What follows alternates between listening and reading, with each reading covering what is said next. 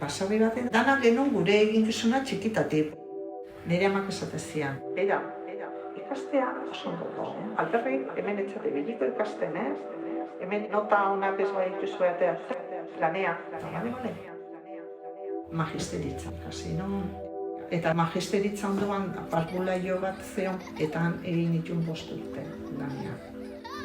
Nire aman gaixotasun horrekin, hasi ginen ikusten ze nekazari mota egin nahi ginean, mediku horrek ere esan zegoen, ze gauzak eginen jaten, eta pixka bat zabaldu zitzaigun mundu bat, agrikultura ekologika, baina nire atxak nola aldatuko genuen ze guzti hori. Ni lanpostuan ekan, eta nire amak itzatezian zu, agrikultura hori behar. Eta gero nire ama hiltzanean 25 urtekin, klaro, hemen gelditzen zen nire atxa bakarrik, nire anaia honekin, eta orduan eskola hortan ere ez neon oso gustora, una gabizoneria eta utzi egin lana, eta, hasi nintzen eraitari laguntzen. Nire bizitzan izan zen parentesi bat egin nun, zatikan ikusten nun nire bizimodua nolakoa izango zen, la carga que se me venía encima, con caserío, sola, eta orduan planteatu nun etxean, ospa ingo nula, urte bete, hemendikan, eta Kolonbiara jonitzen, eta erdi.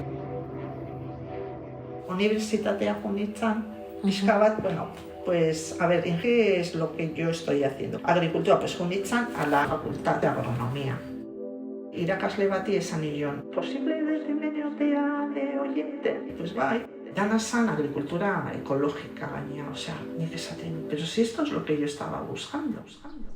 Eman zigun, finka txiki batea, eta han bea, emakumea zan finkaren arduraduna, ez zenarra, bea.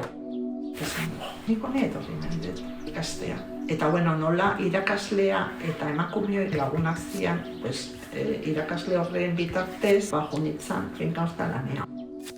Gero hemen esan, ni jarraitu nahi dut, piztu zaiten txispau jarraitu nahi dut. Hemen izan genuen 2006 urtean autopista bat. Zeharkatu zuen, basarri, erditik. Eta baratza oberena, frutalak eta danak, hankasgora juntzia. Nire atxak karretera horrek utzi zuen hankasgora, bera ere. Orduan, baratzako riendak nik hartu nitu. Eta pixkat hasi ginen, behintzat produktu kimikorik ez erabiltzen. Nik esango dizu gauza bat, basarri batean lan egitea gogorra da, baina oraindik gogorragoa da emakume bat izatea eta bakarrik. Ni pasatzen dut, goizeko 6-tatik gabeko 12 arte lanean. Gustatu zait baita hori jaso dugu hemendikan, nire amangantik, belar mundua baita. Kenduak egiten ditu. Baratzan arazkian aparte egiten ditugu loreak. Digan jende asko que sabe, ¿por qué no vendes? No, vender no. Tú tienes que venir y hacerlo. Eta orduan emakume batzu ekartzen geha, jarabea etxea. Ni oain dakat kezka releboa, nola egin. Urrengoa, honea etorriko da persona hau hartuko duna, ezin da, ni bizi izan du naizen bezala bizi. Hainbeste ordu lanean ezinezkoa da.